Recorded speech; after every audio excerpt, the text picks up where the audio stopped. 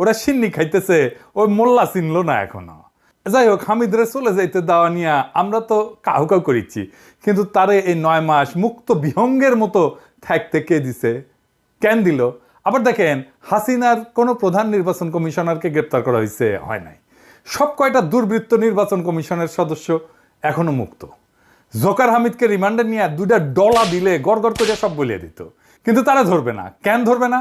এটাই বন্দোবস্ত, এটাই এলিট সেটেলমেন্ট যা হয়েছে 5 থেকে 7ই আগস্ট। এই এলিট সেটেলমেন্ট কে করছে?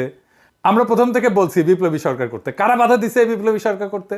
কারা এই বুইরা খাটাস উপদেষ্টাদের ঠাইসে ঠাইসে ঢুকাইছে, অপদার্থদেরকে ঠাইসে ঠাইসে ঢুকাইছে, এখনো ঢুকাইতেছে? কারা রিকমেন্ড করছে, নাম প্রস্তাব করছে উপদেষ্টাদের? এর প্রথম দায় ছাত্রদের। নাহিদ, আসিফ, মাহফুজ এই 3 জন ক্রুশিয়াল ভূমিকা রাখছে উপদেষ্টা সিলেকশনে।